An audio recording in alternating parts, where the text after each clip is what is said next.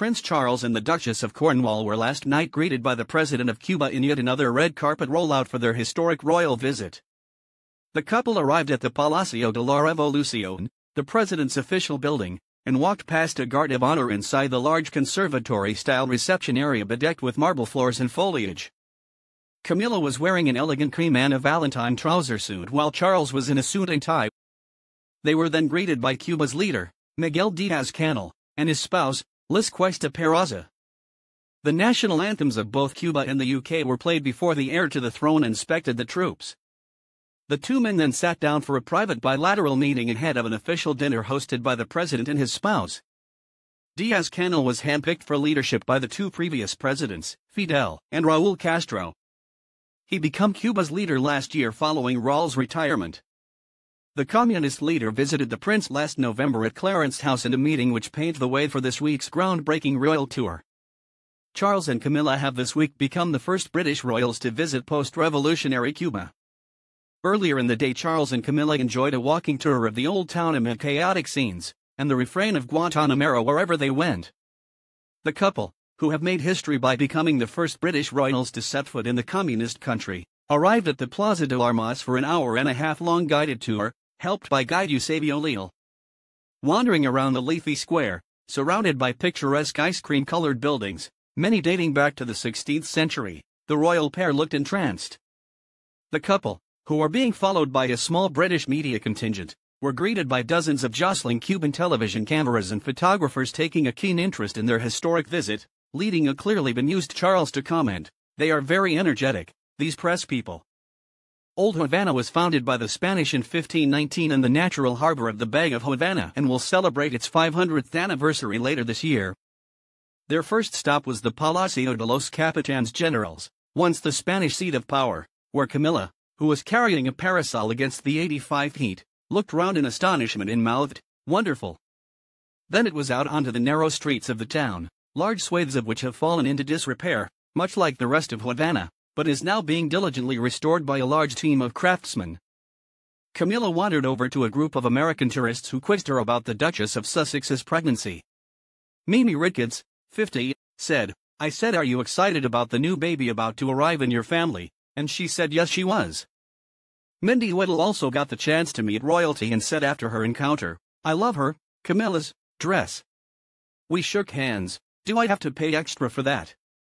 With their police detail fighting back the crowds, the prince and his wife managed to push their way through to where a colorful group of street musicians were playing, who broke into classic Cuban tune Guantanamera for the first of many times that morning. Charles and Camilla listened, entranced by the smiling energy of the performers, and the prince was seen to throw a few pesos in their hat.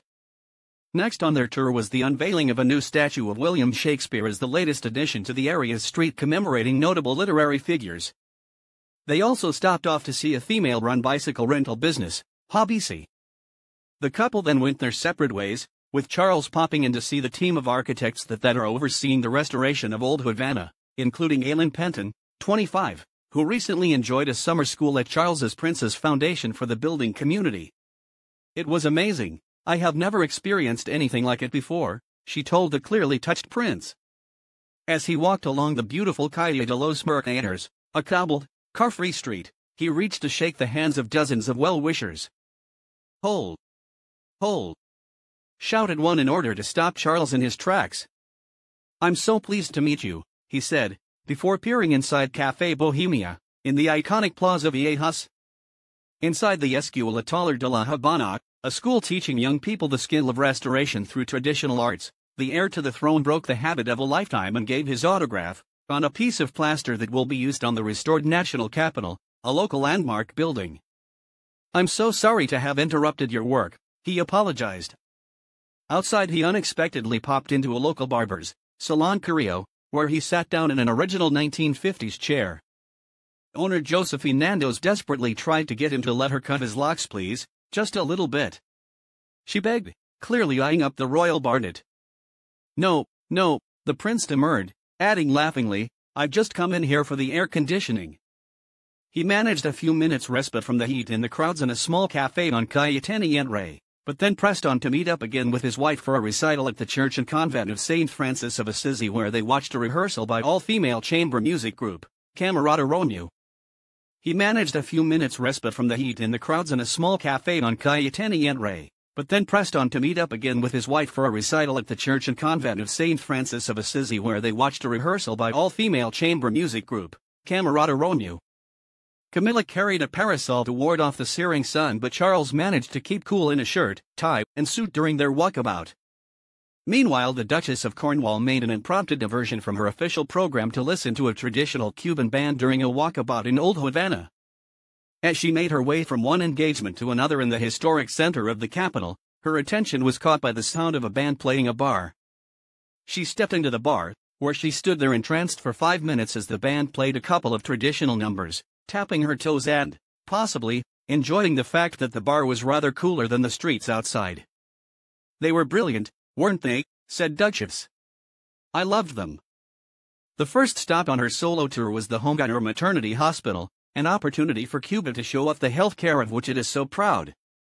There she met women who are inpatients at the hospital months before their baby is due in cases where doctors believe that the developing fetus needs close monitoring. The Duchess asked one woman when her baby was due, and was told July. "I was born in July," the Duchess said. "It's a very good month." Another told her she was having twins. "I've got twin grandsons," said the Duchess. "It is very nice to have twins, they can look after each other." As the Duchess made her way through the crowd, shaking hands with a line of people, she met a living statue, a man standing stock still in a suit painted bronze, who presented her with a rose and kissed her hand. After meeting a group of female entrepreneurs running a bicycle repair business, she was accosted by an Australian tourist, Frank Buckley, 68, who addressed her breezily, "Good to see you. How are you enjoying it?" He said afterwards, "She said she had not been here long. She looked to me a little bit puffed, but she had no trouble walking up to me and shaking my hand." Her last stop was a children's theater group, La Caminita, where she was greeted with a lineup of children in bee costumes. One managed to get a kiss off the Duchess, who swiftly found herself giving a line of children a kiss. Inside the auditorium of the Teatro de la Ordinatera, she settled down to watch a girl singing the Beatles' Let It Beat. Or, possibly, Let It Beat, for by the second verse the girl's demure solo had turned into a riotous performance, with little bees dancing energetically on the stage and throughout the auditorium. By the time of their third number, El Cuarto de Tula, a Cuban song made famous by the Buena Vista Social Club, almost the whole of the audience was up and dancing, with just the royal party and a handful of people around them remaining in their seats. Prince Charles and the Duchess of Cornwall were also given a taste of true Cuban culture when they visited a community center in Havana that was originally a water tower. In a feat of architectural engineering to impress a prince, the Muraliando Center has become a hub of creativity for Cubans young and old. After being given a tour of the vibrant community center by its director Miguel Diaz Canel, the royal couple were treated to a series of performances including a traditional dance by little Cuban girls wearing dresses out of brown paper. "It's amazing what you can do with brown paper," joked the prince.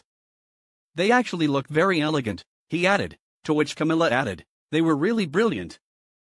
Camilla was then given an impromptu hug by a girl suffering with Down syndrome after children from the special school of Camillos y Enfuegos put on their own dance recital. They then met with children learning about filmmaking with the help of Camera Chica, a British Council project for audiovisual creation in Cuba. Then it was the turn of adults to take to the stage with soprano Elizabeth Carmona Mina impressing with an operatic performance and Gemma Clark Perez bringing the house down with the Latin classic Yo Soy El Punto Cubano. The event ended with the royal couple being given a tour of the inside of the water tank, which had been decorated with artworks by the local community. They then performed the royal ritual of singing the visitors' duke. The socio-cultural project Muraliando is a local initiative run by a small group of artists and neighborhood residents dating from January 2001.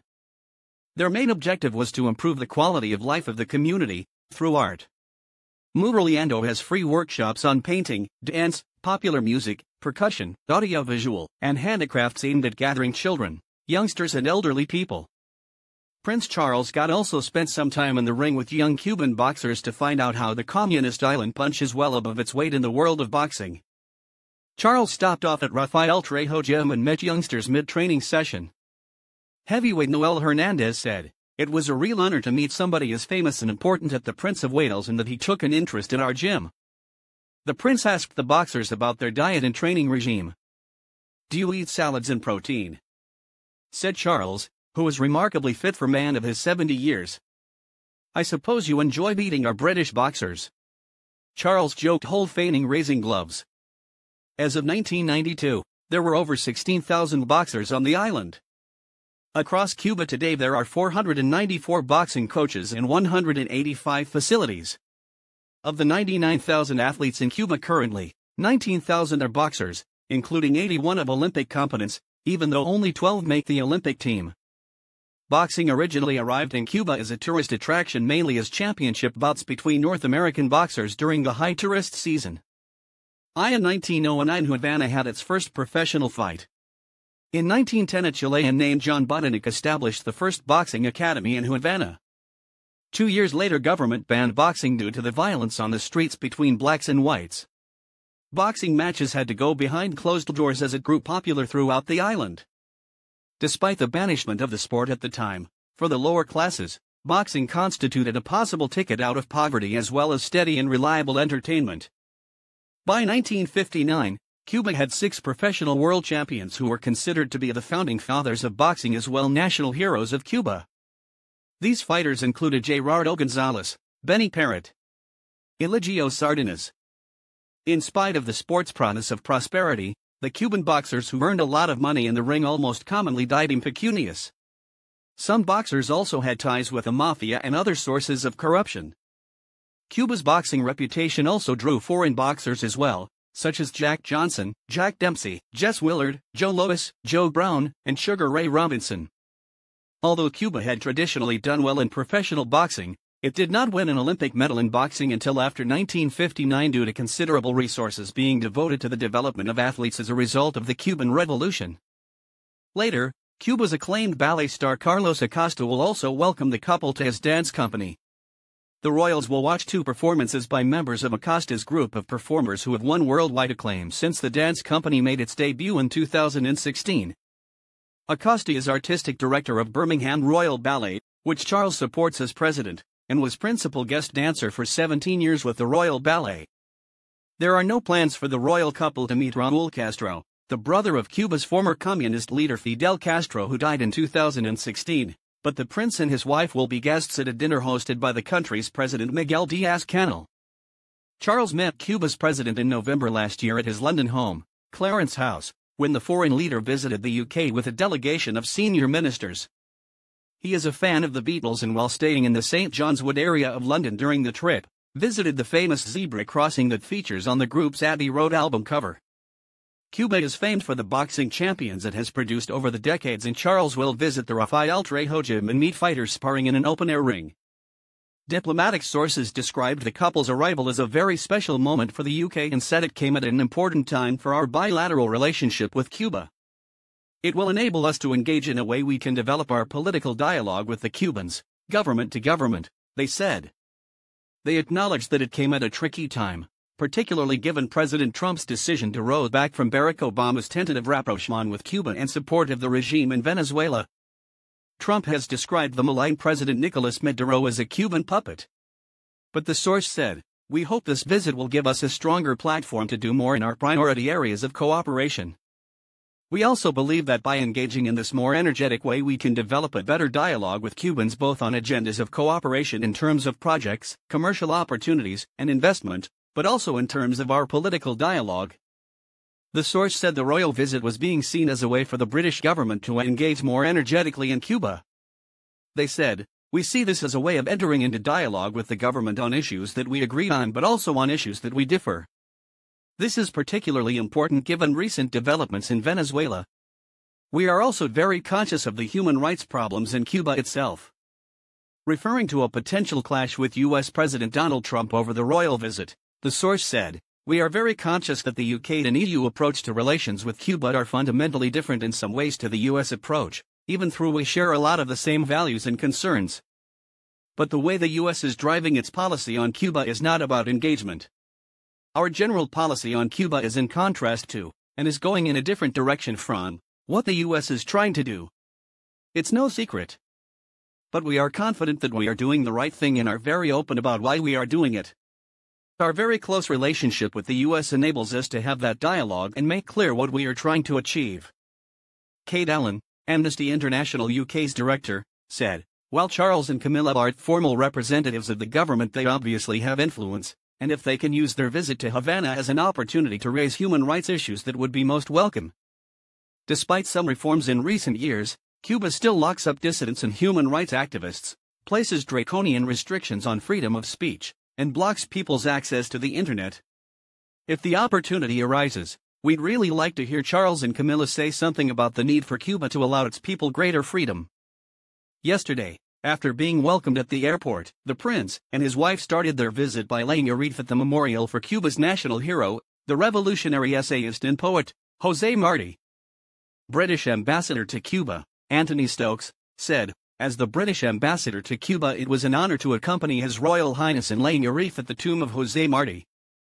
This historic royal visit is about strengthening our bilateral relationship and looking for opportunities to work together on areas where we see mutual benefit. It also provides a great foundation for broadening dialogue in areas where we agree and also being able to have honest conversations in areas where we disagree."